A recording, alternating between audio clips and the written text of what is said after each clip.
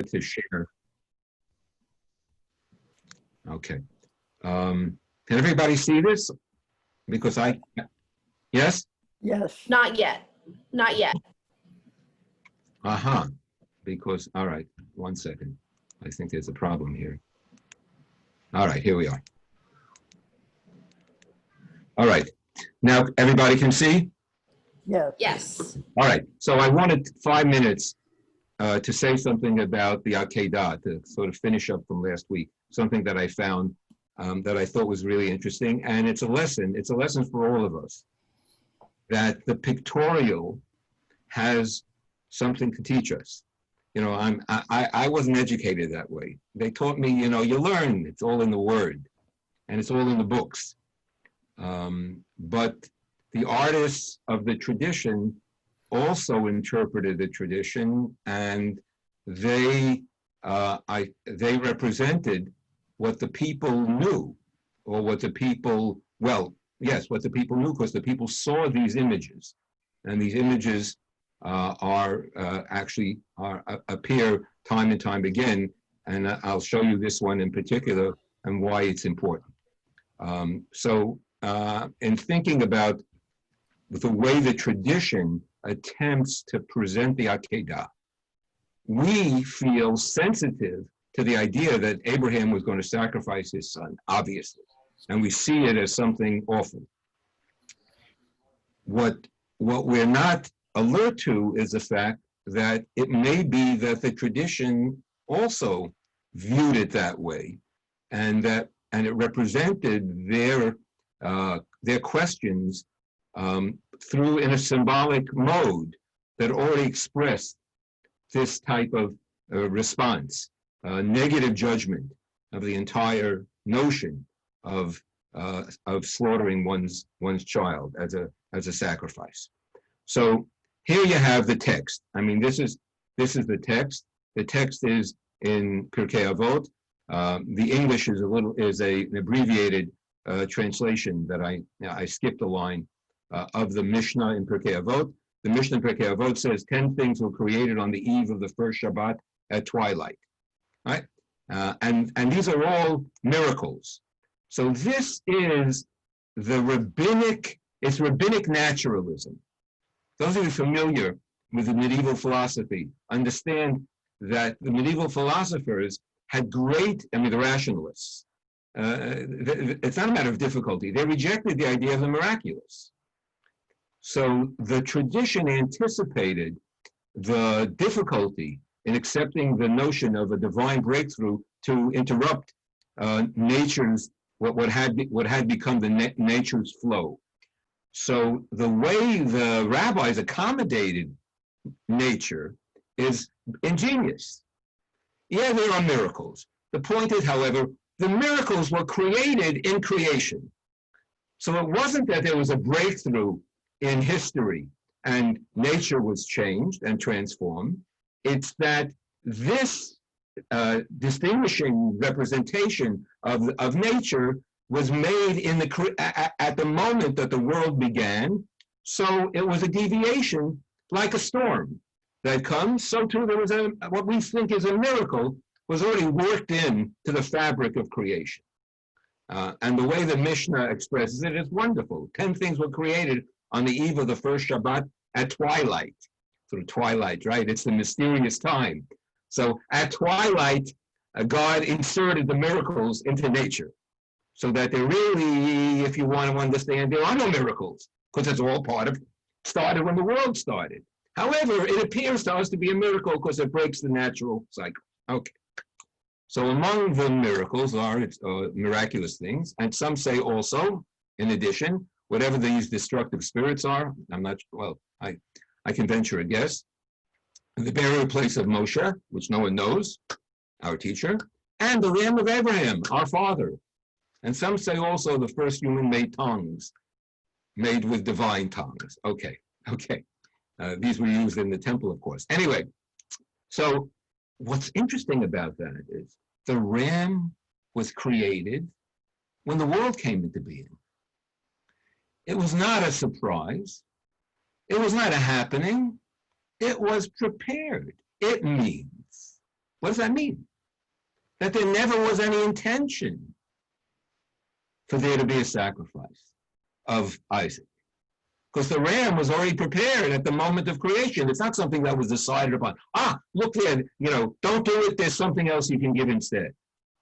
That's not how it happened. The ram was part of the plan. Indeed, if you look at these two representations, two images. So one, their source is fascinating. That alone is worthwhile. This is from the Judaeropis synagogue. Now, if you haven't seen any images of Judaeropis, there's a full recreation of Judaeropis or in a small scale in Beit HaTfutzot in the Diaspora Museum, what was called the Diaspora Museum. It was a synagogue in eastern Syria on the border with Iraq. The city of Judaeropis was conquered, and I think in the late 3rd century or early 4th century, and the synagogue was buried, and that's how it survived. The same vicinity of the synagogue, there was a church, and Jews and Christians lived side by side. There was much more, I would say, the environment was more tolerant than certainly the Middle Ages and the modern, until fairly recently. I don't know. I even think they were more tolerant than we are. The way they lived with one another and actually were open to hearing from one another. And the Judaeropis synagogue had a wall of frescoes representing a biblical cycle.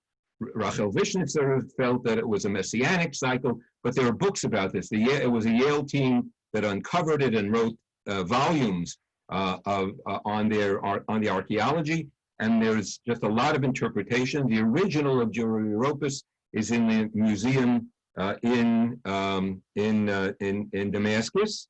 I think it still survives. The ground of the synagogue, I think, was plowed. ISIS, I think, destroyed some remnants. That's what I read recently. But among the images over the Torah niche, you see one element of the niche here. The Torah in the ancient synagogue, the Torah had no permanent place. It was brought in and then placed at the beginning of the service in this niche.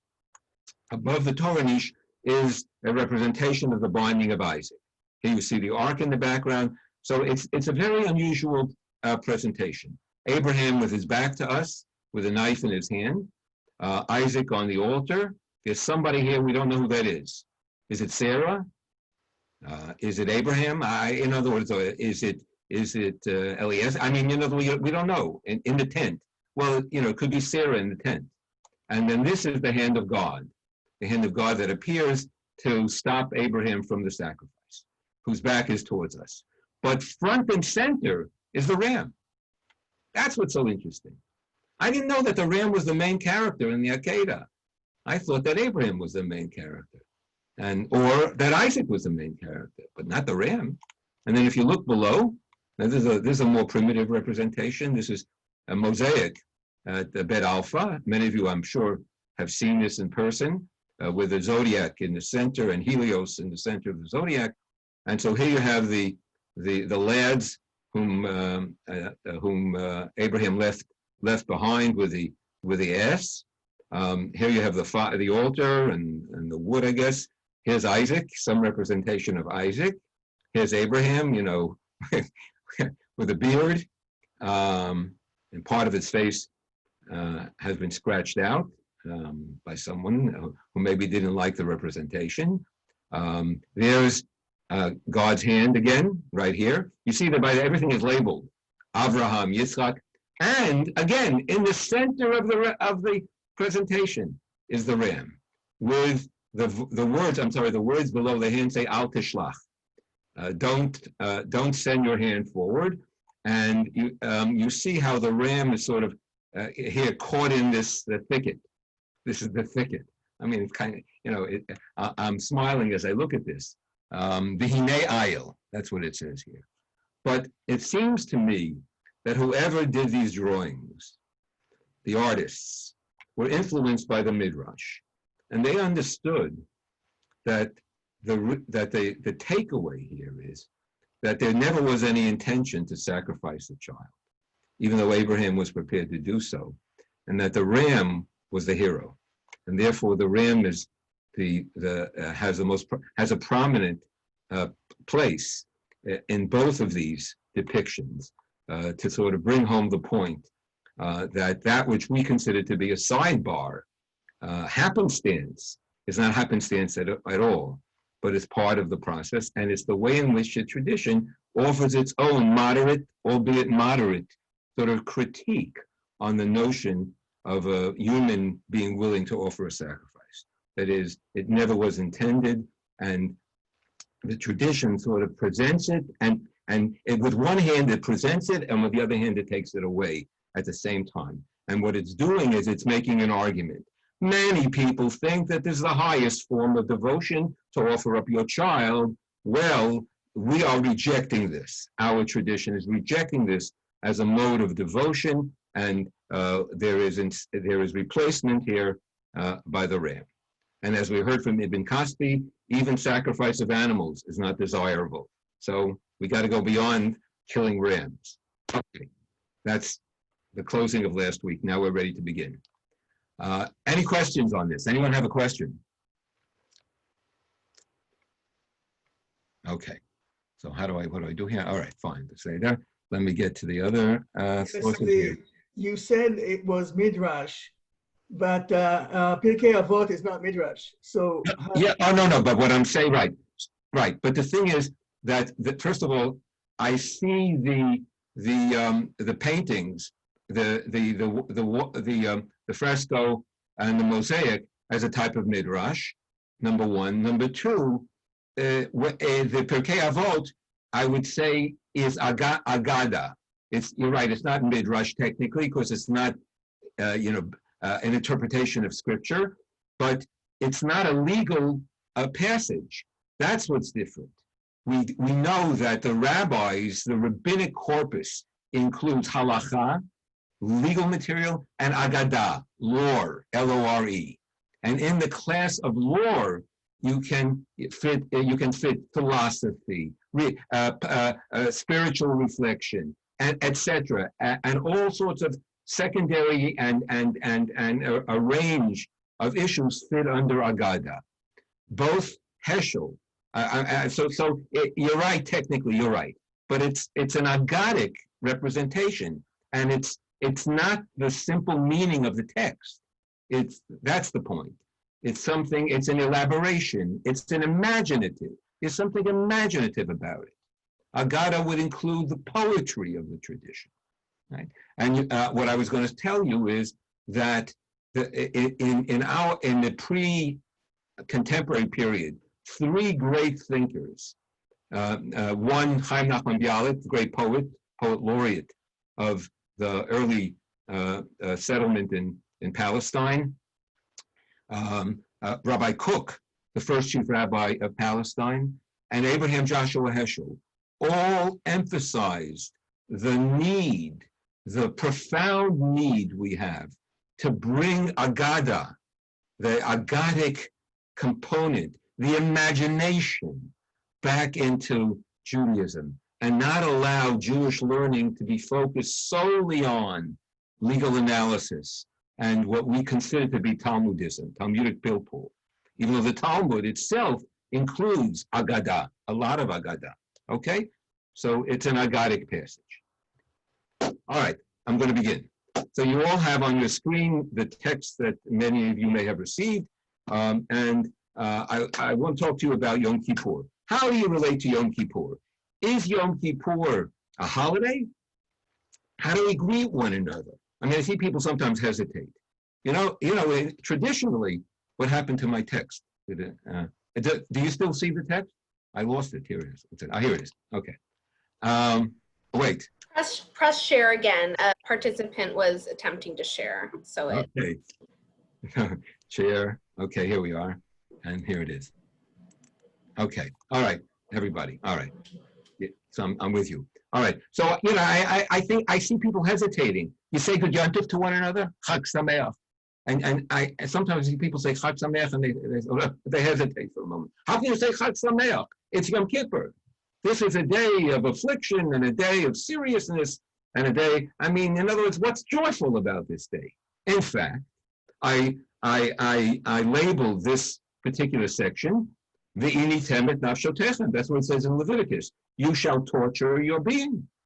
You shall afflict your being. So what kind of sameach is this? You know, that I didn't know that, you know, Jews have a sort of a very interesting sense of humor, a perverse sense of humor. Affliction becomes joyful. That we call that masochism, some sort of masochism. You know, everybody, how are you going to enjoy your affliction today? So now the way in which we afflict ourselves, that's you know, that's the way to enter. There are what we call five inuyim.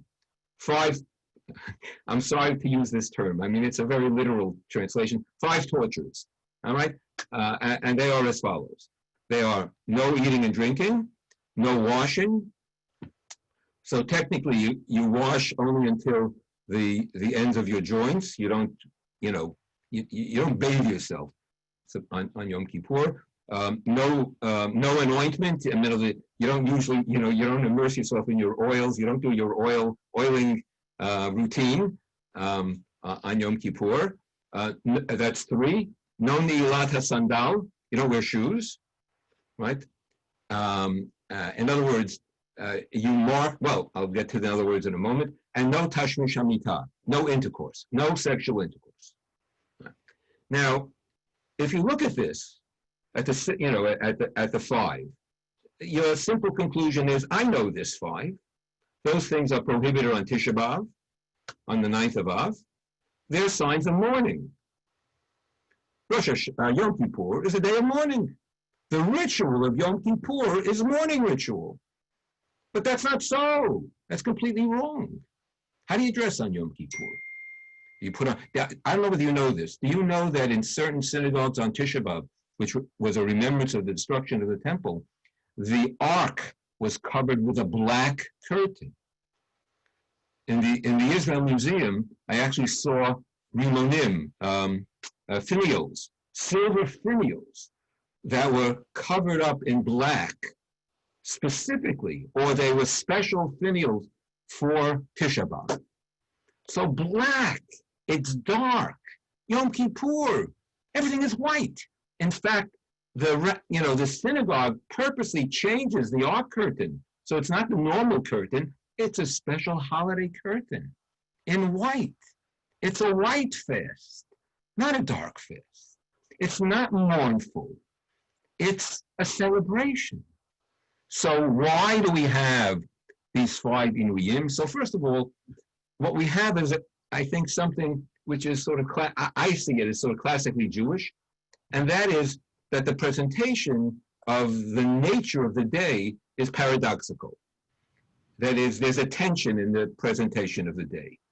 Simply, for the point being not to make it too simple for us, and to compel us to struggle with the nature of how we're doing the day, and to bring us to an understanding, very serious understanding, that even though today is a day of denial, denial is not being practiced for its own sake. Because denial is not the way of the world. Denial is good if you want to die. It's not good for Judaism if you want to live.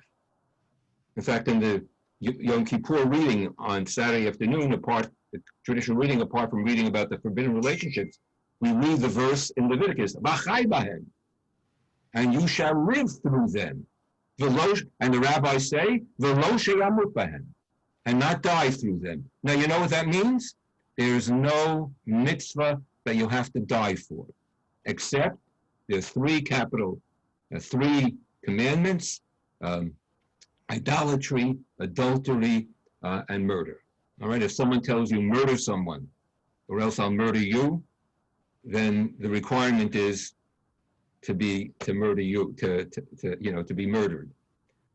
Although, you can't be punished if you don't allow yourself to be murdered. I don't know why I'm smiling. It's not a joke, but you understand that the tradition is really pushes in the direction of saving life, and that the observance of Judaism should be an instrument, a mechanism, a means of promoting life and not death.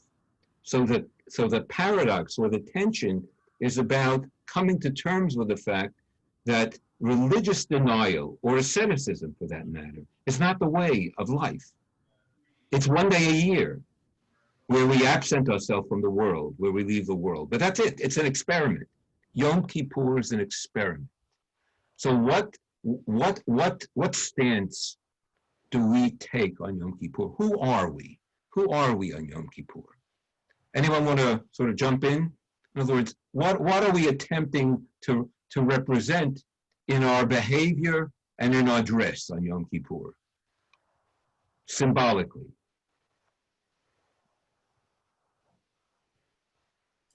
That we're good people, we are pure, we are. All right, so we're pure, exactly. So there's a purity, okay, and that purity is an angelic purity. All right, so there is this association, classical association, of the fact that the human being attains angelic status. You know, Yitz Greenberg, my teacher, said that the Jewish holidays allow us to all sorts of dramatic possibilities. None of us are all of us are not necessarily great actors, but the tradition provides us with opportunities to be actors. You know, on Pesach, you can act like a slave who goes to freedom. You know, on Purim, you can act like you're drunk, or some people actually, you know, get drunk or something like that. You know, on Yom Kippur, you can act like an angel, or like the high priest. In other words, so the acting and the garb, you know, your costume, our costume, we wear a costume. You know, I wear a kittel. The kittel also preserves this tension. It's the garment in which a dead body is buried. It's the garment in which we stand under the chuppah, the white under the chuppah. It's the garment of transition that marks our passage from one stage of life to another. All right? So Yom Kippur embodies this type of contradiction between denial and affirmation.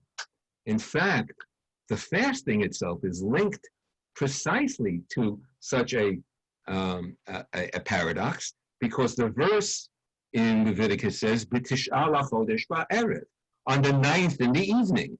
Now there's a whole reason for that, because the biblical notion of the day is different, was different in antiquity. In the Bible, the day began in the morning, not like we have subsequent to the Babylonian exile, where the rabbis introduced, or we introduced the idea that the day begins the night before.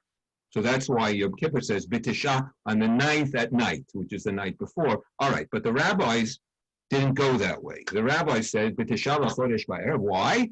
It means to compare the 9th of Tishrei with the 10th of Tishrei, and to introduce a guiding principle abroad. Whoever eats and drinks on the 9th, it's as if that person fasted on the 9th and on the 10th. Wow. You think that fasting is holy. The real task is to make eating holy. Because fast you do once in a while. One big fast a year. 2 maybe if you count Tisha B'Av. Eating you do every day. So if you're only going to be holy on Yom Kippur when you don't eat, no, what's the big deal? You were holy when there was nothing there around you. You were in shul all day. I mean, so you are, very nice. That's not the test. That's not the goal. Eating is the goal. How do you eat with a sense of purpose? How do you eat like a human being? How do you eat with a sense of limitation? I mean, there's a whole range of questions about eating that I think we have, is raised by Yom Kippur. Now, we do have to get to our subject. So this was not the way in which all Jews saw Yom Kippur. And in antiquity, there were Jews who saw Yom Kippur indeed as a black day, as a day of mourning. And they give voice to this in the Book of Jubilees. The Book of Jubilees is a what we call an intertestamental book, meaning it appeared between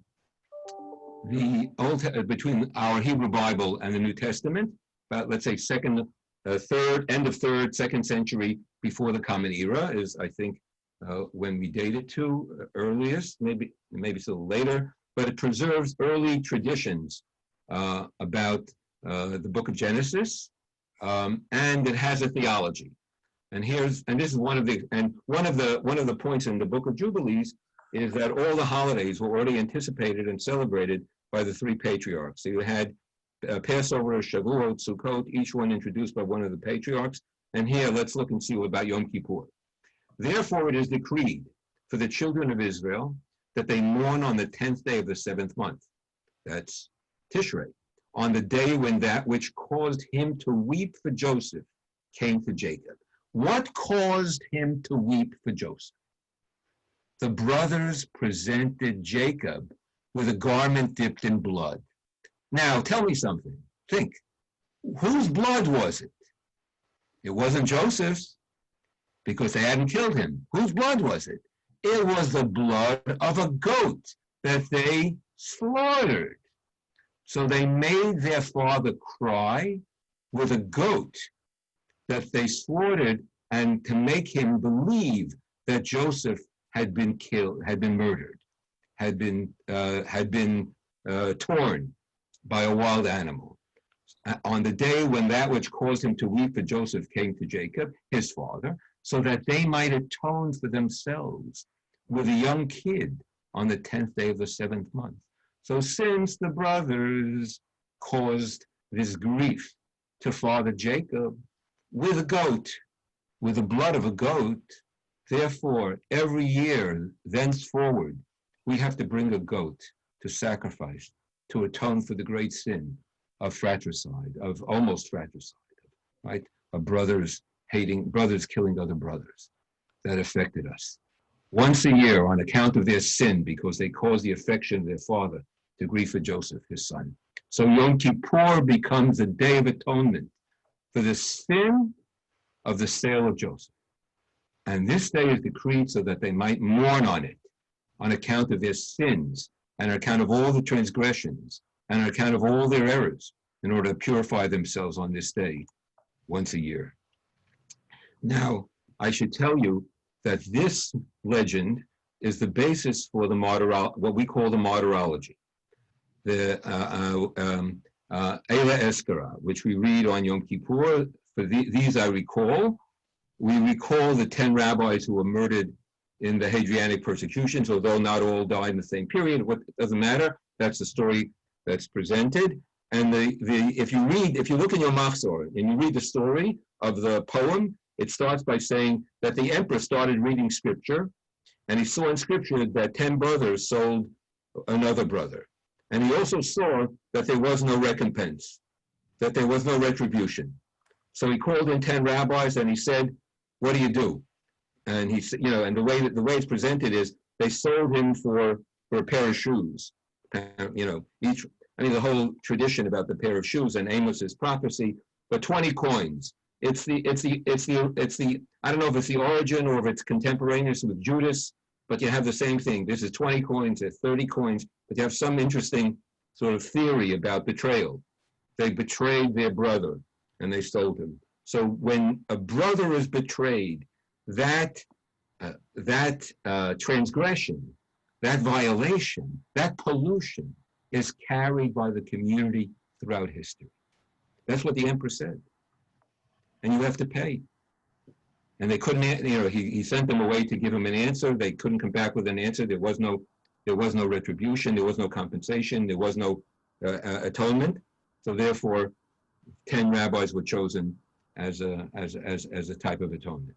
So this is a particular view of Yom Kippur as a day of mourning and as a day of atonement for a great sin of betrayal among brothers. Now, I'm not going to read the Hebrew. There's a lot of Hebrew today in the sources, so I'm going to apologize for it and just tell you what's there. The source to the right here, see, it's Daniel al-Kimsi, Timisi. He's a 10th, 11th century Karaite. So what's interesting is that the sectarian behavior of the group of jubilees that celebrated Yom Kippur as a day of mourning and grief was carried on by the Karaites, who believed literally, or I mean, they weren't such literalists, but they did claim they're adhering to the scripture itself. Karaite means scripturalist. The scripture says you have to afflict your souls. So they lived with these, with the notion of affliction. One of the practices of affliction that Al-Kimsi mentions is standing all day. They stood all day. Now this is really interesting. I mean, and you see, those of you who want to work through the Hebrew, it's not difficult Hebrew, and you can see how he emphasizes wearing sackcloth and ashes. I mean, I must say, I have never seen anyone come to shul in sackcloth and ashes. I mean, that's what these Karaites did on Yom Kippur. That was Yom Kippur.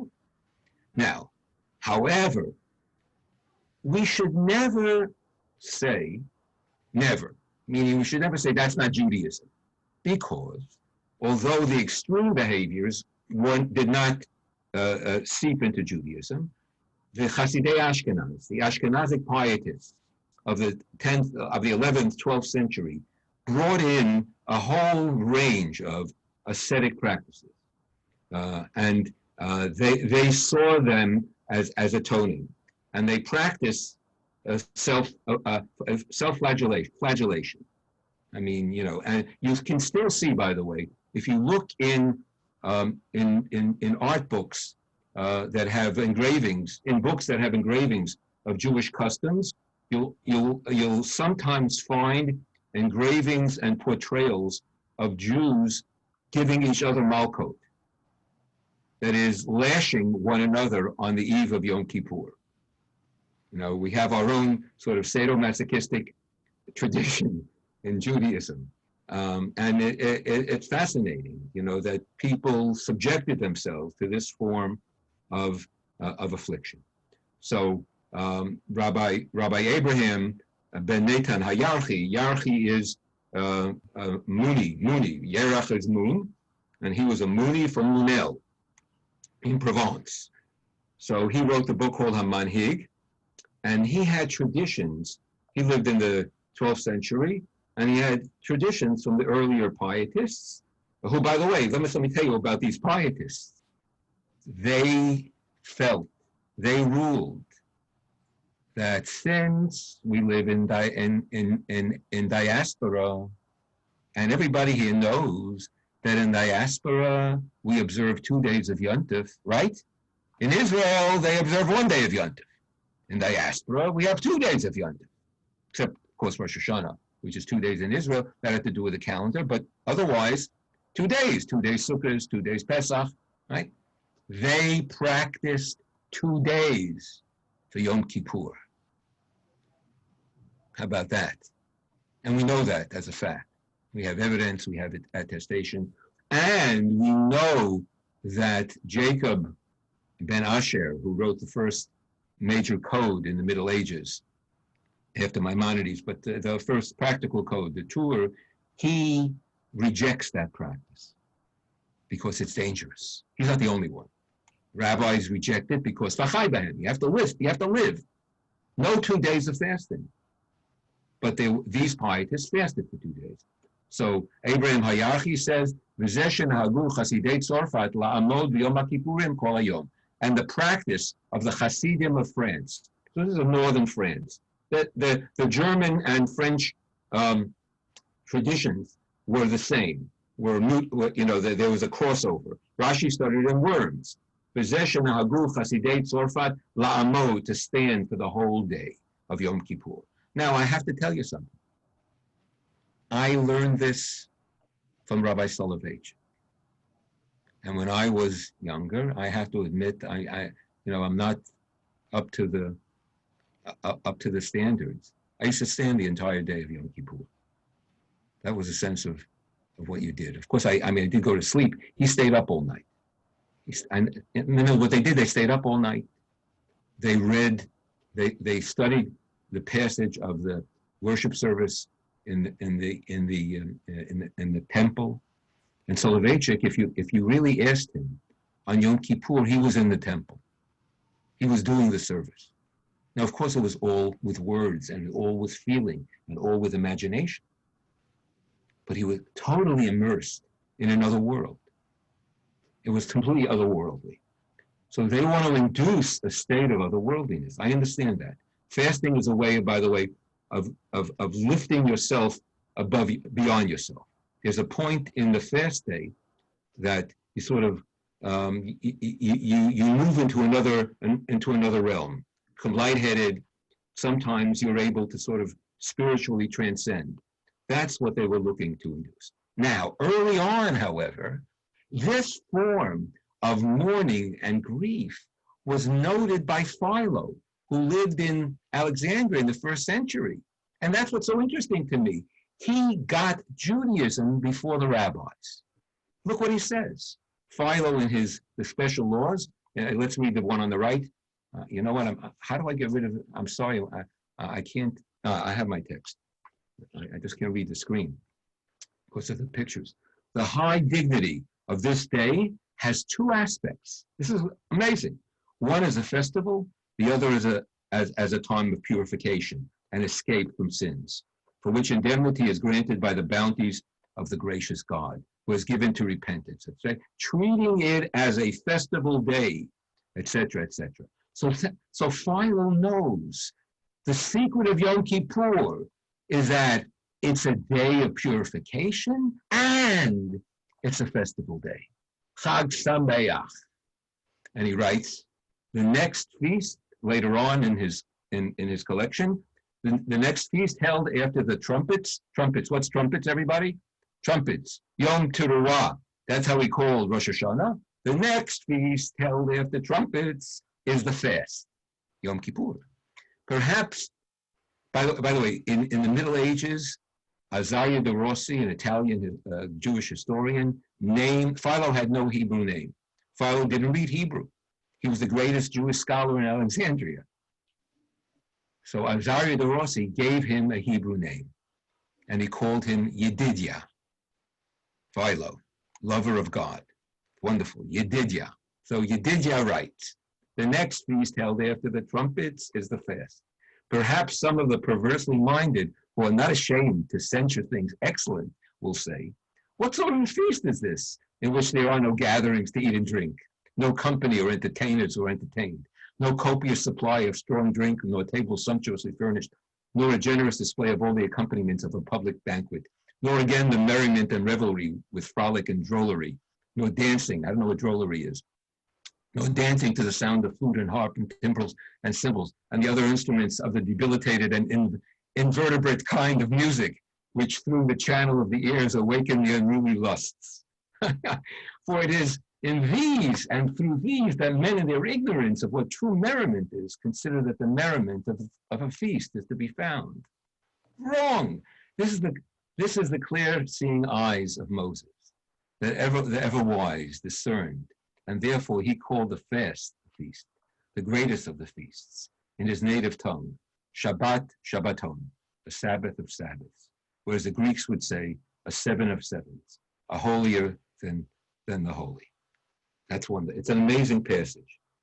Philo says, people think that merriment is through lust. People think that merriment is only to be experienced, or that joy is only to be experienced in physical in physical celebration of all forms. There is a spiritual merriment, or happiness, or joy, and that's what we seek. We seek something everlasting. We seek a moment of touching the divine that allows us to sense that is within us that which actually is beyond us. So Yom Kippur is a grand opportunity to nurture the dimension of the spirit that we carry with us. And we do so by abstaining. Not because abstention is good, but because abstaining provides us with the opportunity to draw on the spiritual resources that we all have and that we sometimes deny, that we sometimes ignore, that we sometimes reject, and sometimes we just say, I'm not spirit, it's not for me. So Yom Kippur says, pay attention to your insides. Know who you are. You're not about all the stuff you acquire. And the most profound aspect, which is what we're coming to, it's not about instrumental relationships. Yom Kippur is the day in which you transcend, in Buber's terms, I, it, to nurture I, thou, to understand that everybody else is a thou, not just an it that you use objectively. Now that's the most important lesson, because it's how we relate to one another and what we do to the world. So then we come to our famous Mishnah as follows. And I hope you'll forgive me if we don't go through all the sources today, but you'll get the point. All right? So here, this famous teaching. Said Rabbi Gamliel, Rabbi Shimon ben Gamliel, I'm sorry, the Israelites never had such joyous days as the 15th of Ab and the Day of Atonement. Something's wrong with this, right? I mean, you read this, what's going on here? For in those days, the sons of Jerusalem used to go out dressed in white garments. Now, I got to stop for a second, and I prepared all these things, so I'm not going to waste too much time on this. The text printed in our Gemara, in our Mishnah, says the daughters of Jerusalem, but the daughters are mentioned later.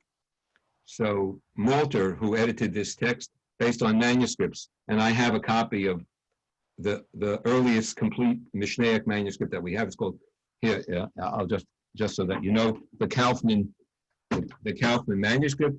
It reads like our text, and makes a lot of sense. It makes the most sense. That's always a test, by the way, for a textual revision. Does it make sense? It's not always the case that it's right if it makes sense, but it helps that it makes sense. Also, you should know that this passage appears, as you know, both in the Babylonian Talmud and in the Palestinian Talmud. There are two Talmuds. The Mishnah, which was composed in Palestine, was taken by some rabbis to Babylonia, where there were already academy, or people were studying. In Babylonia, they developed their own discussions of the Mishnah, the original layer of rabbinic teaching, and mostly rabbinic law, but with all with terse discussions, and that became the Babylonian Talmud. That is the basis of our Talmudic tradition. But the Mishnah also resided in Palestine, and there too the rabbis engaged in discussions, and those discussions were brought together, and that yielded what we call the Yerushalmi, the Palestinian Talmud, which was, because of persecution in the 5th century, edited earlier than the Babylonian Talmud, and it's less well edited. And there are many reasons, or there are a number of reasons as to why we happen to favor the Babylonian Talmud. It's another example, by the way. It's just, for you to carry this, that in the dynamic of contradictions and tensions in Jewish life, the diaspora tradition is what's maintained over the Palestinian tradition. Interesting. Even though Palestine is a center, right? It's our promised land. It's what we anticipate. It's what our eyes are all aimed at Eretz Yisrael. Nevertheless, the Talmudic tradition that we follow is Babylonian, not Palestinian. Fascinating. I mean, that's an interesting tradition, because it doesn't just, elide over contradictions. It presents itself as with contradiction, so that you understand it doesn't go one way, and that you have both diaspora and center have to, whatever you want to call them, have to draw from one another and contribute. All right. So here we have the corrected version, which reads as follows. For in those days, the sons of Jerusalem used to go out dressed in white garments. Why in white garments? Why white garments? Purification, perhaps, right? Which they borrowed from one another in order not to cause shame to him who had none of his own. Wonderful teaching that on a public day of this sort, it's not a day for showing off your clothing. It's not a day for parading around in your best dress. It's a day of wearing what everybody else wears, so that nobody outshines. the whole point that I'm going to make here. Yom Kippur is about destroying hierarchy. It understands hierarchy as divisive. It sees hierarchies in social relationships, in personal relationships, in mating relationships as destructive. We're all equal. We're all wearing the same white garment, and they're borrowed. No one's is better than the other. All these garments had to be immersed before they used, so they had to fulfill, obviously, temple ritual. The dance, in some ways, carries with it elements of the temple. It's fascinating. You'll see in them. I hope that we'll see why. And anything that's used in the temple has to be purified before it's worn, so it has to be washed, like the priest's garments. So the garment of the person who goes out, we don't know yet about dancing, right? It has to be washed and fresh. All right. Now, what happens? The daughters of Jerusalem too used to go out on these days and dance in the vineyards. Ooh, saying, young man, lift up thine eyes and consider what thou wilt select for thyself as a wife. Do not fix your eyes upon beauty, but consider the family. And the young man replied, go forth, O ye daughters of Zion, and gaze upon King Solomon, even upon the crown that his mother has crowned him in the day of his espousals and in the day of the gladness of his heart. So the young man responds to the approach of the women.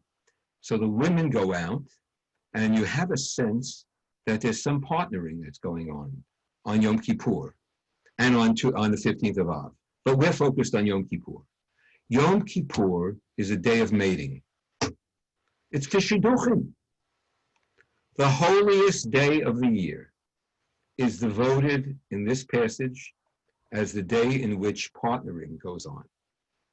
And there's an element already suggested here that's the day of love. We're going to come back to that.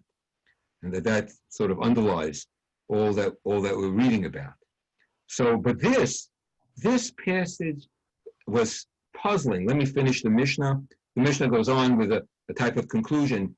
Malter has an important note here, that this is actually the way in which it's sort of a sermonic, a homiletic ending. The day of his espousals refers to the day on which the Torah was given, while the day of the gladness of the heart refers to the day on which the building of the temple was completed. May the latter soon be rebuilt in our days. So it's a homily, it's a sermon. All right, but let me tell you something. It's not without connection. What do we know about Yom Kippur? From the rabbinic perspective and their computation, and all you have to do is look at Rashi in his commentary on the Torah, Yom Kippur is the day on which the second tablets were given to the people of Israel. The espousals, the day on which the Torah was given. Yom Kippur is a day of espousal. It's a marriage day. Who's getting married? The Jewish people and God. At least that. There are more marriages going on, but at least that. And the day of the gladness of the heart is the building of the temple. Well, in Solomon's dedication of the temple extended over the day in which we now celebrate Yom Kippur. So both the dedication of the temple and the transmission of the Ten Commandments, second tablets, are set in against the background of Yom Kippur. And both of them carry with them a sense of intimacy with God, reconciliation, closeness. The second tablets were given because God forgave us, because Moses appealed to God. You do the computation based on, the scriptural text, and you read Rashi's commentary. You see, so it's universally accepted in the tradition that's when the second tablets were given. And then the passage in the Torah where God says, "Salachti kidvarecha," I have forgiven as you requested. Right? That was recited by God on Yom Kippur, along with the 13 attributes that were transmitted to Moses as God passed him by. So you see that there's a connection here between, the scriptural presentation of the flow of events and the way the rabbis are trying to associate Yom Kippur and position Yom Kippur. So I want to say something about the rabbinic imagination. The rabbinic imagination is not, and I think in general imagination, if we take imagination seriously, it's not something that's made up. Oftentimes when we were young, we saw midrash, wild, and has no relationship. Wrong. The midrashists read the text very carefully. The Aggadists, the people, the poets, they knew the text, and they drew ideas that were imaginative, but that had a basis in the text itself. So this is an imaginative presentation, and Yom Kippur takes on a different character based on the rabbi's presentation. But they're drawing on episodes, biblical episodes. So how do we? So the question is, how did the Yom Kippur that we know? How was it? It's not a matter of how it became. How was it initially, or how was it at some point represented in the way the Mishnah presents it? Lo hayu yamim tovim. There were no holidays like this. By the way, the same Shimon ben Gamliel, he's also known for another quote. Whoever hasn't seen the joy of the Simchat Beit HaShoeva, the festival of the water drawing during the temple times, hasn't seen a joyous celebration in his life. And then the rabbis go on to describe carnival. In fact, Rabban Gamliel, I think it was Shimon ben Gamliel's father, is described as juggling torches, juggling 10 torches, something like that. You know, and so Shimon ben Gamliel says, you know, I think it's, I haven't seen anyone write about this. What does it mean that this rabbi is sort of connected to this type of, to joy? And that the two dimensions of joy that he focuses on, one is a carnival-like joy, and one is total spiritual joy. And that maybe he's attempting through those statements to get us to think about how we rejoice, and how both the spiritual can have a physical dimension, and the physical can have a spiritual dimension. That we have to preserve a dynamic in order to bring about a wholeness. And that's what, I think that's the direction that the rabbis are going to. But over the centuries, the rabbis, laymen puzzled over this story of Yom Kippur. So they came up with all sorts of ingenious interpretations. One of them by Rabbi Israel Lifshitz says that the Bachur, the young man in the Talmudic text, is God. So it's really a metaphor, and it's all about God. And Israel has nothing to do with boy and girl. I mean, but you know, that is God. It's also God, but it certainly has something to do with boy and girl. All right, that's what he says. All right, and then we have this text down here from the Gaonim. The Gaonim said no. And they, you know, they purposely misread the text. I mean, that's all I can say. They say no. The text is talking about the dancing that was on the 15th of Av. That's Valentine's Day, or Seder, whatever you want to call that. The 15th of Av is a day of love. Yom Kippur, God forbid. How could Yom Kippur be such a day? So, you know, and then one rabbi said, maybe there's a mistake. It's not Yom HaKippurim, it's Yom HaBikurim, the day on which the first fruits are brought. Fruits, field, fertility, you know, but wrong. It's what the text says. In fact, and here I want to go through a number of sources, and I'll relate to them. This is a medieval commentator, Ritva. He was a Spanish commentator, the student of Ibn Aderet from Barcelona in the 13th, late 13th century, 14th century. And he says here, V'zehu shehayu benot Yisrael omrot bachur sanainecho re'ei v'lo hayu chosheshin li'etzer hara. Wonderful. He says, it's Yom Kippur. They wore white because it's a symbol of purity. Chlei Lavan. On Yom Kippur, how can you imagine that there's something perverse about men and women coming together? There's no Yetzer Hara. There's no evil inclination.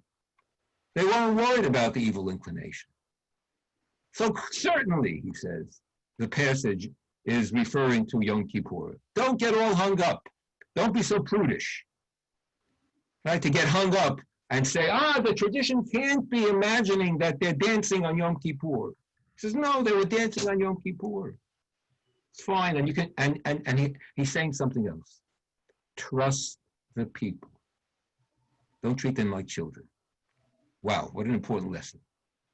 Give them opportunity. Teach them. Let them grasp for the beyond. And don't hold them back. Because men and women, what are they, animals? I mean, that's the point. All right. So here you have the Talmud. It explicitly says the Talmud is wonderful when it quotes the passage about the celebration on Yom Kippur and on the 15th of Av. It says the Mishnah taught that Rabbi Shimon Gamliel said there were no days as happy for the Jewish people the 15th of Av and as Yom Kippur. The Gemara asks, listen to the Gemara's question. Granted, Yom Kippur. In other words, the Gemara says, of course Yom Kippur is a holiday. The difficulty is I don't know what the 15th of Av is all about. Why?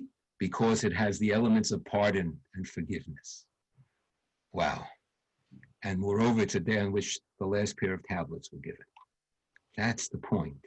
Forgiveness, pardoning, that's worthy of celebration. When human beings shatter the walls between them, when we are able to climb or go through the wall between us and God, when we unite with one another, that's the greatest day of joy. So this is the secret of Yom Kippur, because it's a day of pardon and salachti, pardon and forgiveness. In fact, one of the classical interpretations of the Mishnah is that it refers to the high priest, and we have this in our prayer book, that at the end of the priestly service in the temple, the priest made a party for himself, for his friends at his home, because he survived, and because he sees that as foretelling a good year. And that becomes, by the way, I learned to value this, the basis for our having a break fast. I'm going to come back to that later on. In other words, to see, because for too many years, I've not had a positive attitude toward the break fast, because I felt that people were more interested in the break fast than in Yom Kippur.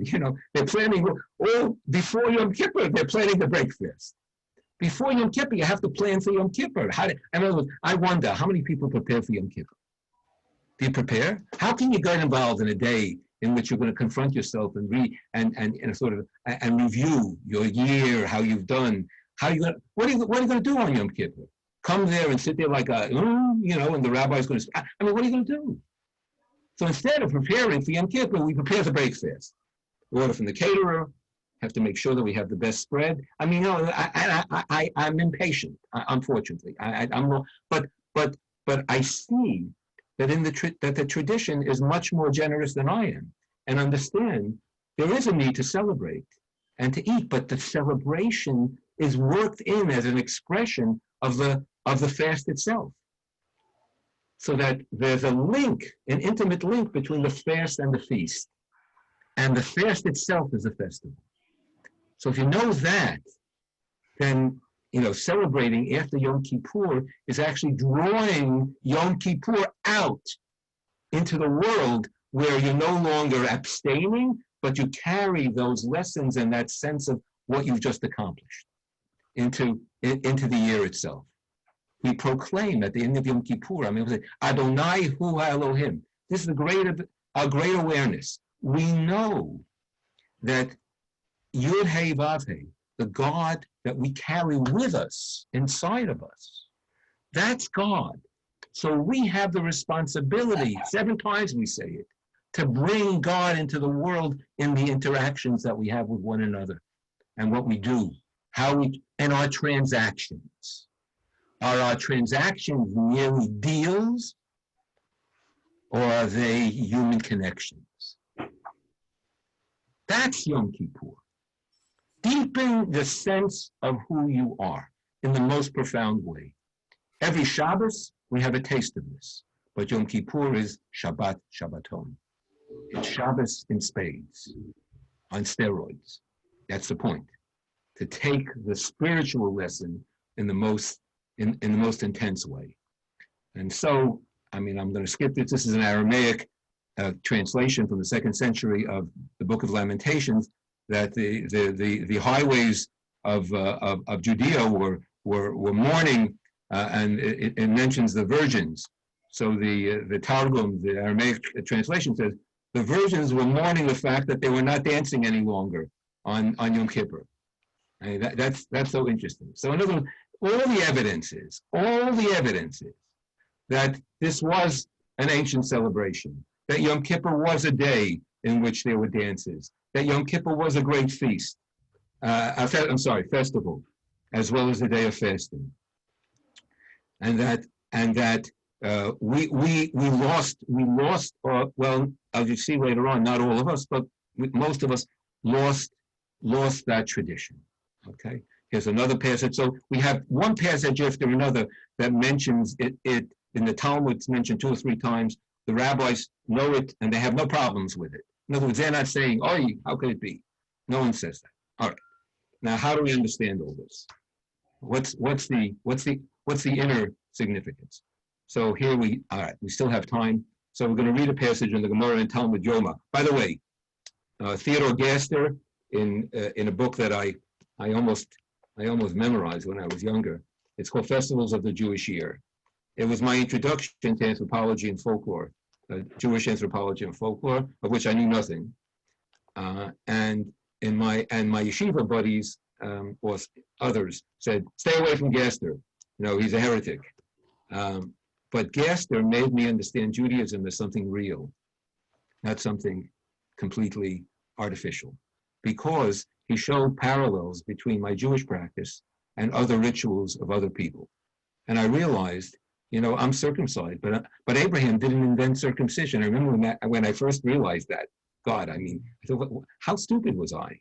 I thought Abraham was the first person to be circumcised, right? Because God commands him to be. No one was circumcised before him. But then you realize we do things that other peoples have done for centuries. What Gaster showed, and we gave them different interpretations. What's so-called unique is not unique; it's distinct. We have a distinctive way of engaging in rituals. So he says that the dancing in the fields and the partnering is a type of fertility celebration, and it's connected. We'll see. I don't know if we'll see the passage. We're going to see a passage from the Book of Judges in the vineyards. It could very well be that in antiquity, certainly in the biblical times, the maidens danced in the vineyards during the grape harvest, because the season between the 15th of Av and Yom Kippur is the season of the grape harvest, and Yom Kippur is the end of the grape harvest. And so that makes a lot of sense, except that Gaster goes full, he full throttle, in which he talks about all sorts of ancient cultures and their sexual behaviors on these celebrations, and that what they're trying to do. You see, it's a form of celebration of creation, because mating as a holy act is a way of fertilizing the world and bringing about growth within the natural world. So the ancients believed that their acts of sexual acts has an impact on the world around them. So Gaster associates the Yom Kippur reference here with ancient practices of fertility. Now, I don't know that we have that here, but we have an element of that. Let's say we have an element of that. Okay, Gemara. From Gaster, from one G to the next, to Gemara. Gemara says as follows. Rav Yehuda posed a contradiction. Good, this is a good Gemara. It says, the first part of the verse, they extended the poles so that the tips of the poles were seen from the sanctuary. So these are the poles of the ark. So the ark was in the Holy of Holies, right? Now, what do we know about the Holy of Holies, my friends? There was only one day a year where someone entered the Holy of Holies, and that was Yom Kippur. And the high priest entered the Holy of Holies. No one else entered the Holy of Holies. By the way, in the second temple, there was no ark in the Holy of Holies. When the high priest entered the Holy of Holies, it was empty. And Titus couldn't believe it that the Jews don't have a God. That's why the Jews were seen to be atheists. They had no God. The Holy of Holies was empty. That's a profound idea, because it means that God can't be represented. But in the first temple, there was the ark with its poles. So the whole business here with the poles. But right, so the poles, it says, so that the tips of the poles were seen. So outside the Holy of Holies, outside the curtain, you could see the tips of it. Supposedly, that's what we'll see what it means in a moment. But it is written in the next part of that verse, yet they were not showing on the outside. Oh, okay, so how's that possible? The poles were seen but not seen. Right, that sounds like a good answer. Seen but not seen. What does that mean? The Gemara cites another text, the Braita, that confirms this description. This has been taught in a Braita, in an external text as well. They extended the poles so that the tips of the poles were seen. One might think that the poles could not slide from their positions. The scripture therefore teaches us they extended the poles. So even though the poles were of a set length, they could be, they were in, receptacles, and they could be slid between the elements that held them onto the ark. All right, they could not. All right, scripture therefore teaches us they extended the poles.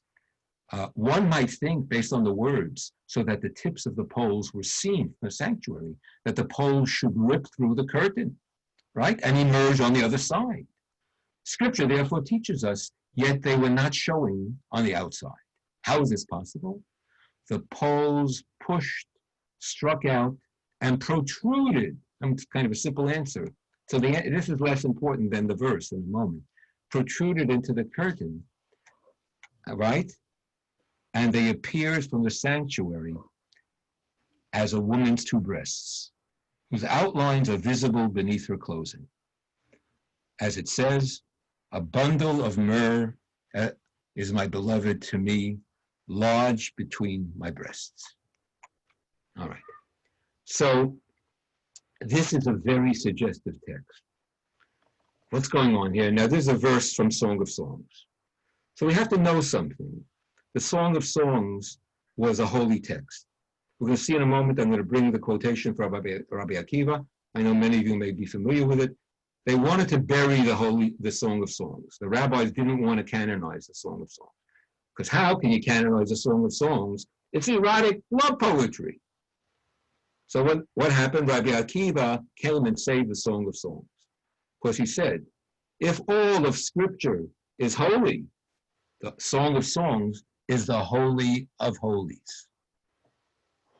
So it means that the Holy of Holies that was entered into by the high priest on Yom Kippur is the Song of Songs. It's the love place. That's what the Holy of Holies is. And the image of being lodged between, what was lodged between my breasts? The ark, God and you, and we were in a sort of a love position. As the Gemara, look what the Gemara says. The Gemara then goes on to say something unbelievable. Having alluded to the love between God and Israel symbolized in the Holy of Holies, the Gemara cites a related statement. Rav Katina said, I'm sorry that I can't see this full text, so I'm looking at my text. Rav Katina said, when the people of Israel would ascend to the temple on the festival, the Kohanim would roll up the curtain for them and show them the cherubim, which would join together in an embrace. And the Kohanim, the priests, would tell them, behold your fondness before God, like the fondness of a male and female. So the cherubs were designated male and female, and the cherubs were in an embrace. So quite literally, the Holy of Holies became the chamber of love. It was the love of the Song of Songs. It was a spiritual, deep connection between Israel and God that was channeled by the high priest who entered in one time a year. But we have the Song of Songs.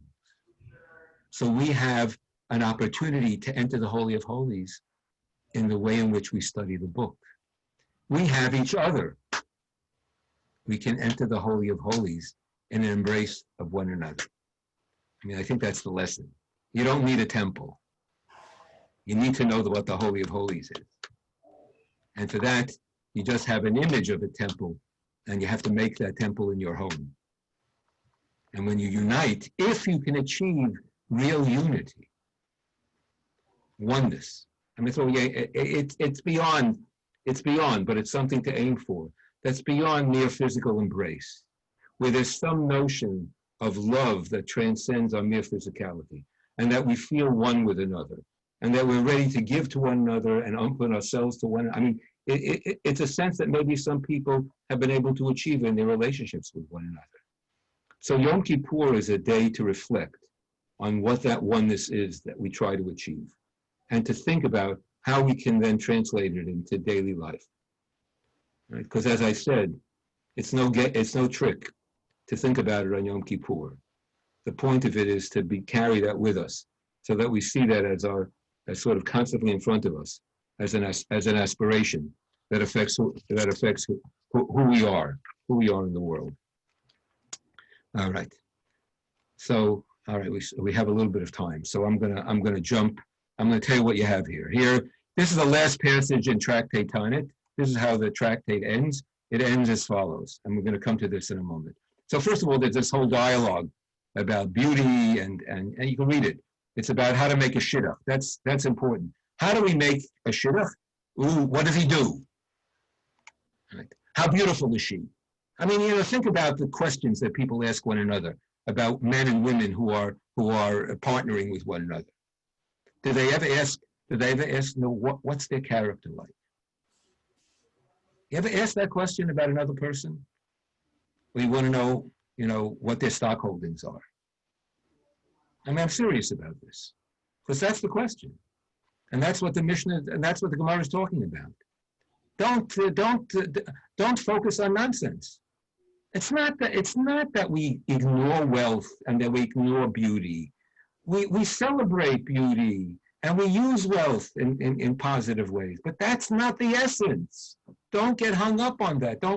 Let that be the question. I always tell people, I used to have students introduce themselves at Hillel in my first years when we had small groups coming to services on Friday night. And I would always tell them, say something personal. So the first student would say, I'm happy to be here. The second student would say, it's been a tough week. The third student would already say, I'm third year psychobiology. So I said, they can't talk about who they are. They are their professions.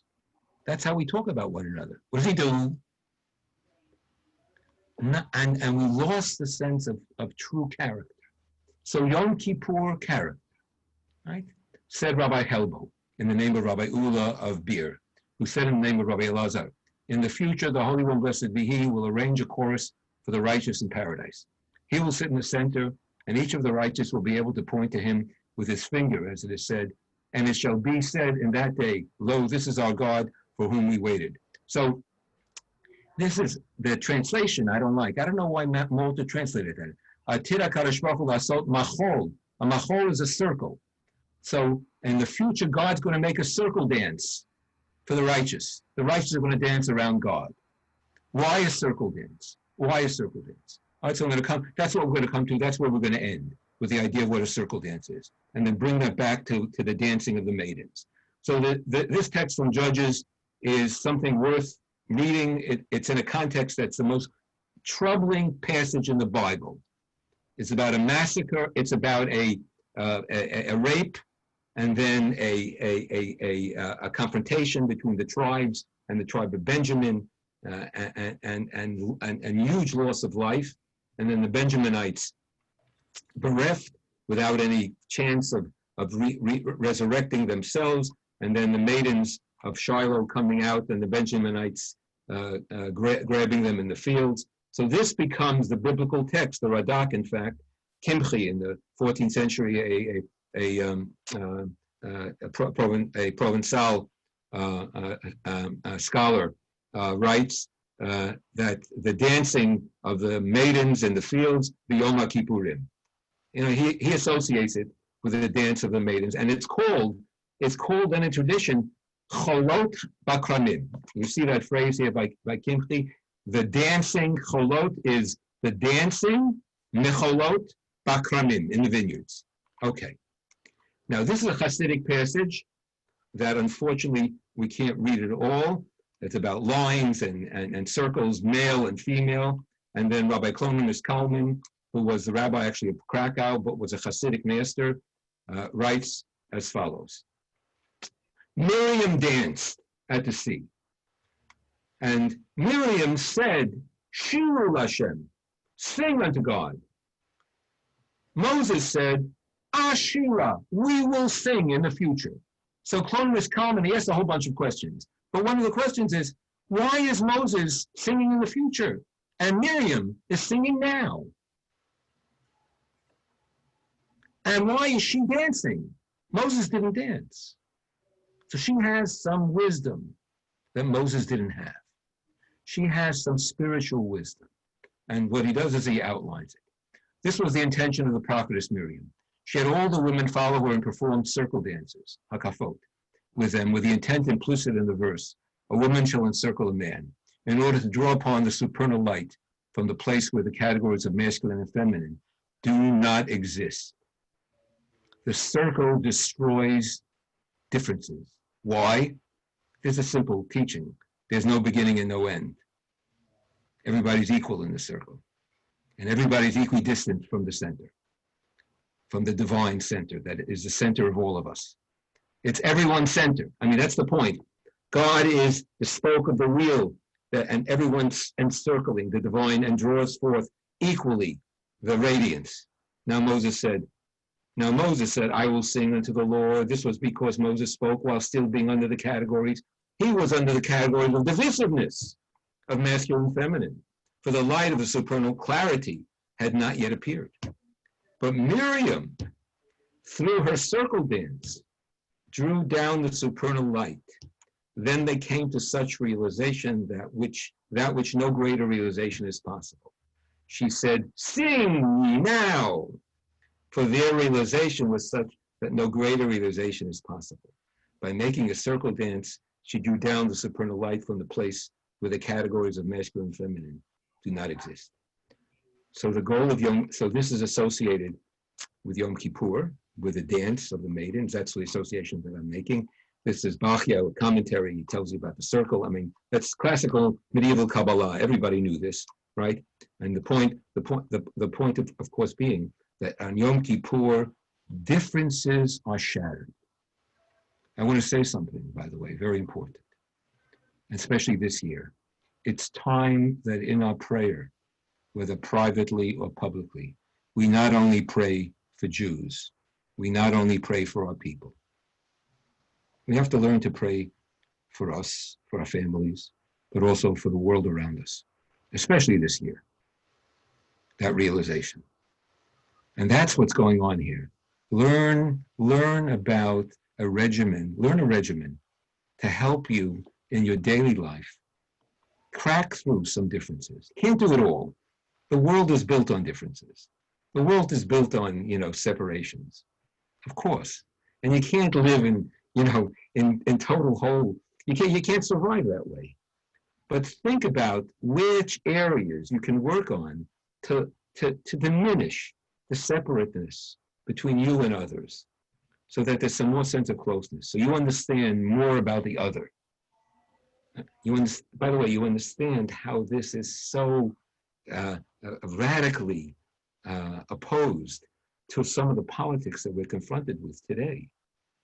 This is a worldview. This is a classic Judaic worldview. To aspire to a world where differences are diminished, where oneness, in not only spiritual sense, not only on Yom Kippur, on a daily basis, is lessened. How we do that, we have to work on it. It's a lot of work. That's the point. It's a lot of work. Now, Rabbi Akiva was a master. I came out of this saying Rabbi Akiva was sort of a master. He's like the love guru, in the Talmud. He said, "Ahavta l'reacha kamocha," love thy neighbor as thyself, is the guiding principle of the Torah. So here's his statement about Shir HaShirim, right? That the Song of Songs, which is the poem of a beloved and a lover in the fields, her hair is like the what do you call it? The hair, the fur of a sheep, curly sheep. And beautiful. One beautiful description of the beloved and the lover throughout the poem, in an exchange between the two of them. So Rabbi Akiva says that's the Holy of Holies. All of Scripture is holy, but the Songs of Songs is the Holy of Holies. He also taught the following. If a man, an Ish, and an Isha merit reward through a faithful marriage, the divine presence rests between them. How does he know that? The Hebrew word, bear with me, those of you who don't necessarily read Hebrew. The Hebrew word is spelled Aleph, Yud, Shin. That's man, Ish. The Hebrew word for woman is spelled Aleph, Shin, Hey. All right, so you notice that the two names, man and woman, share two letters, Aleph, Shin, right? Those two letters spell Esh, fire. So when two people live together but are not together, Rabbi Akiva said, fire consumes them. Esh, because they're not together. But if they're together, then the man brings the Yud to join the Hey of the woman, and God is what binds them together. It's the Holy of Holies. That's Rabbi Akiva. So Rabbi Akiva taught that in every union and every partnership, and I know that we have to talk beyond just man and woman, in every partnership, wherever there's love, wherever there's true love, and the type of openness to one another, in a deep way, God is present in that relationship. And that's how we bring God into the world. And that's how we multiply love. And that's how we transform. You transform the world not by declaring peace. You transform the world unit by unit, family by family, home by home, so that people have a sense that this is a place of shalva. How do you translate shalva? Of stillness, and what's the word I'm looking for? Sheket v'shalva.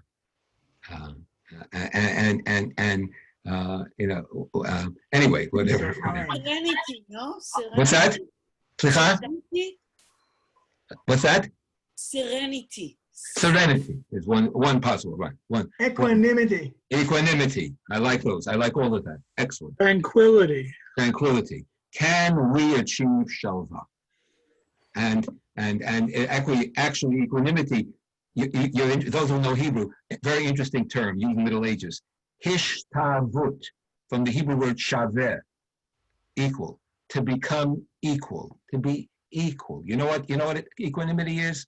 Whether someone curses you or someone praises you, you react the same way. You don't get all blown out because someone says something bad, or someone says, "Oh, I'm great. Oh, I'm gonna get that person." Equanimity. That it's so hard. I don't want to throw those words around and say, "Oh, we achieve them on Yom Kippur." No, this is what the work of life is about, and this is what the master teachers of Judaism wrote about. You got the wrong lessons in Hebrew school, or not. You didn't get complete lessons. That's what I want to say. You only got partial lessons. They taught you ritual and holidays because that's what religion was presented as. And that's what we saw. Judaism was presented the way religion was presented. But Judaism is a way of life.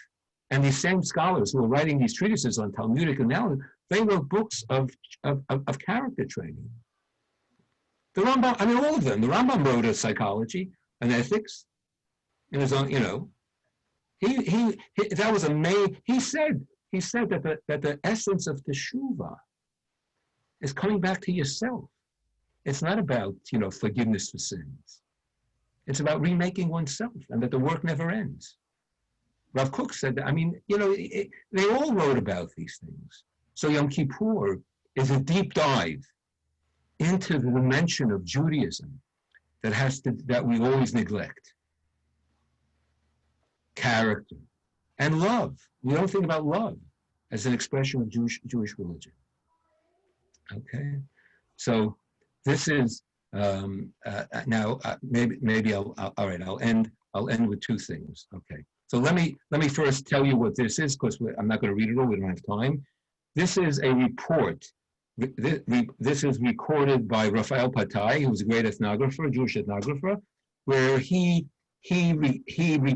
quotes from 2 or 3 ethnographic travel manuals of Jews who beheld in the Caucasus and in Tripoli Jews dancing on Yom Kippur into the 20th century.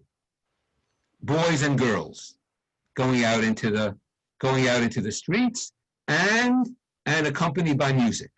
In one of the texts, you have this Mamlechot Ararat. I mean, you can understand with it. This is Georgia and Azerbaijan, that whole area there, right? There he beheld the people in the Caucasus. They were accompanied by non-Jewish musicians who were playing as the young men and women danced, and they were singing Shirei Agavim, passionate songs on Yom Kippur. So we have reports of continued practice of this ancient dance from the antiquity. And I'll come back to that in a moment. And here, Shlomo Adeni, anyone, you see Adeni, right? You know. He came from Aden. He was Yemenite, 16th century, lived in Palestine, studied, was a mystic, wrote a commentary on the Mishnah. So he says that, basically what he says, he talks about women, but it's more than that. He said Yom Kippur is about serious business. There are too many people who are single, who are looking not to be single. Yom Kippur is about addressing that singlehood. And you could be single at any stage of life and want a partner, want friendships. That's what he said. I mean, it's such a wonderful way of thinking. The holiest day of the year is devoted to the most important thing we can do. Think about who can be a partner with one another so that people can share that love and learn how to nurture a love that can then be transmitted. Because the divine love, the religious love, and the human love are reflections of one another. And you can't have, and you can't know divine love if you haven't had human love. And divine love adds a spiritual dimension to human love. So each one sort of draws on the other. And you see these texts, they're amazing texts. They link these practices, the dancing, the entry of the high priest into the Holy of Holies and the what do you call it, the poles. I mean, it's amazing. The cherubs, the images, it's such a rich imagery that emerged out of a day that we thought was a day of withdrawal, a day of no, a day of abstention, the hardest day of the year, into the most glorious celebration that I think our tradition has to give us. So Rabbi Goren, who was a chief rabbi in Israel, wrote, I mean, he again, he gives a sort of rabbinic, he wrote, I found in my file, I mean, sometimes it's good to have files, old files, an article from Haaretz, it must be from, that he wrote, it has to be 30 years old, if not at least. Yeah. But it's when Haaretz was printed on this paper, so it's not, it's not yellowing for some reason, whatever. Anyway, so Rabbi Goren says that because he can't deny the Mishnah. He said this was a celebration, but that was when the temple stood. And then he says, so we have a remnant because we have a feast after the fast. That's a way of, and we celebrate afterwards, and so on and so forth. So I say the following, that we lost this practice, but the lesson of that practice we can carry with us.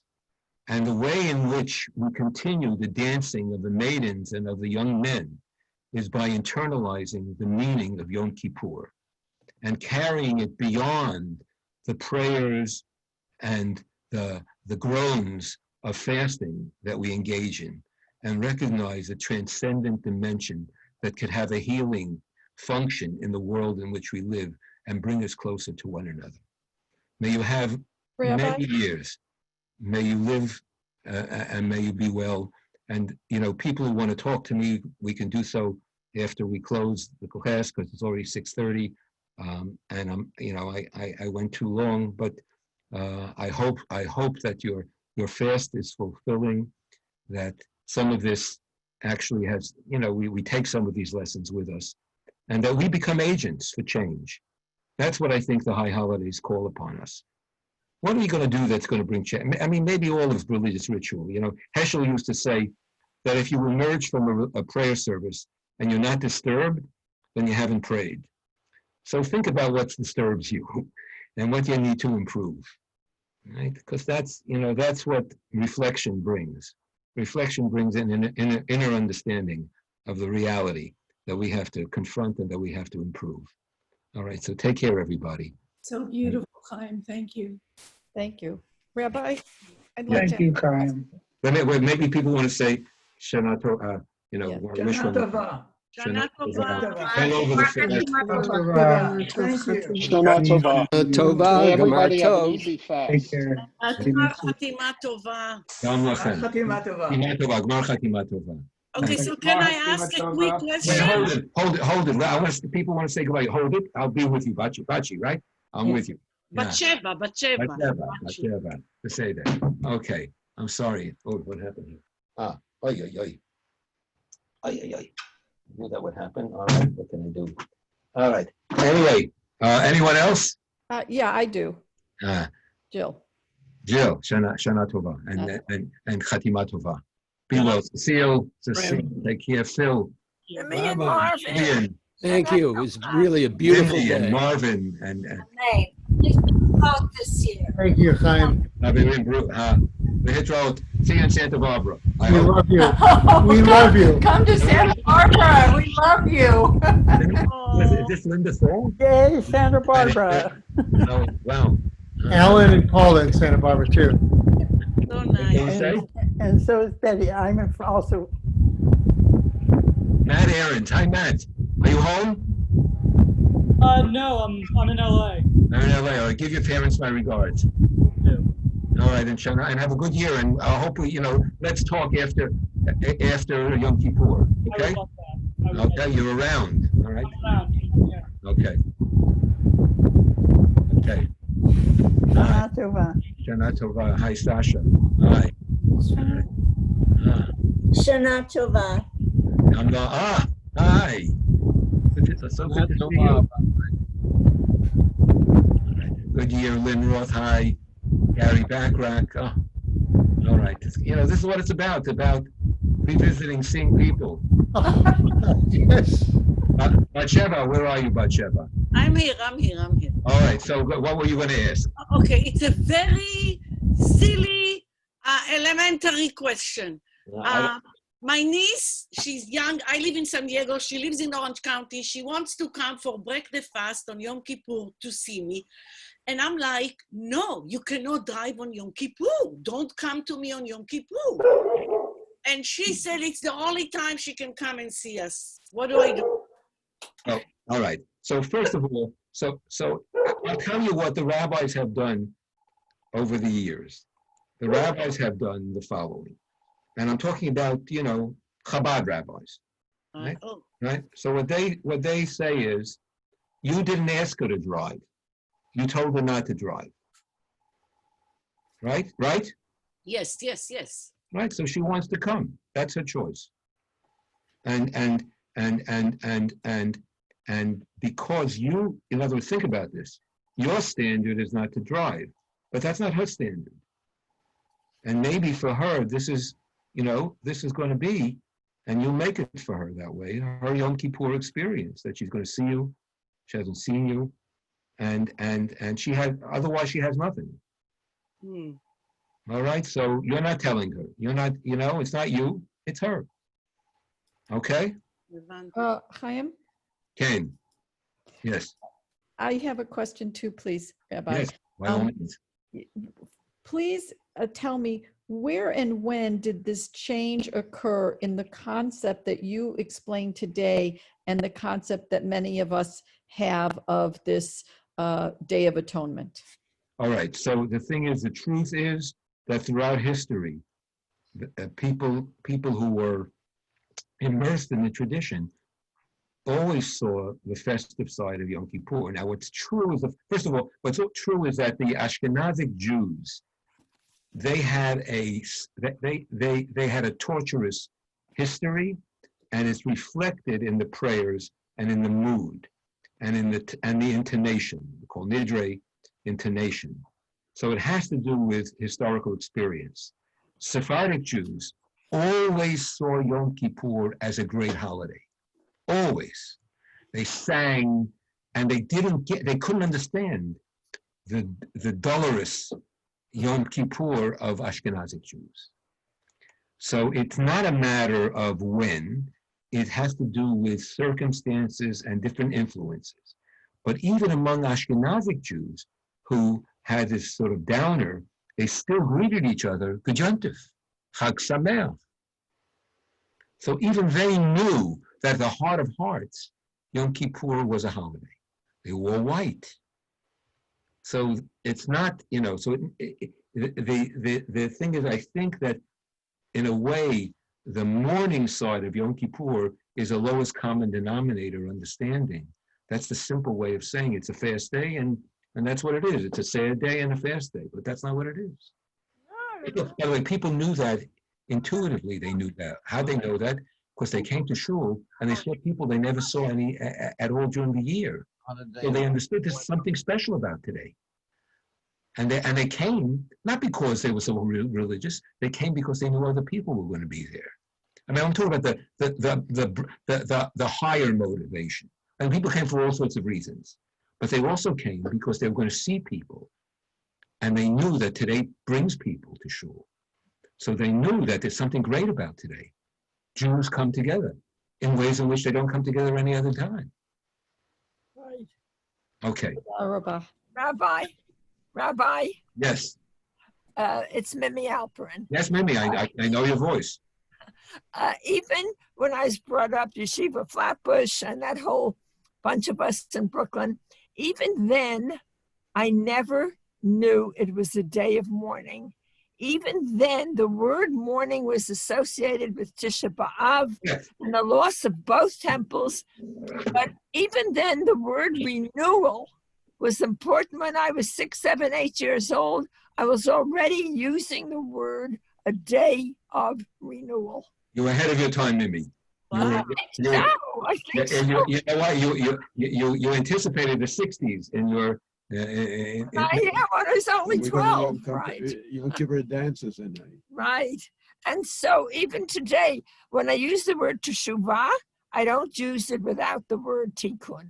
Tikkun, right. I Excellent. do not use the word teshuvah separately, but only with tikkun. Yes. There's no teshuvah without tikkun. Jonathan Sachs has an essay in which he talks about teshuvah, tefillah, and tzedakah. He says teshuvah is translated usually as repentance. Tefillah as prayer, tzedakah as charity. He says none of those three words mean any of those things, right? Tzedakah is an act of righteousness. It's an obligation. It's not charity. Tefillah is self-judgment. It's not prayer. And teshuvah is renewal, right? Not repentance. Yes. Yes. Okay. Thank you for your marvelous words, as always. Thank you. Be well. Be well. Take care. We'll see you. And not tova to Doreen. Thank you. Thank you. Chatima tova, and we need blessings in the world. That's let this year bring blessings to us. I'm gonna leave everybody. I'm gonna leave Giselle. Thank you. All right. Thank you, Chaim. Thank you, everybody. Giselle, Shana Tova. Tova. Tova. Thank Mar you. tov. Giselle. Thank you. Thank Bye, you. Bat Sheva. Thank you, Giselle. Thank you. Love you. Love you too. Bye.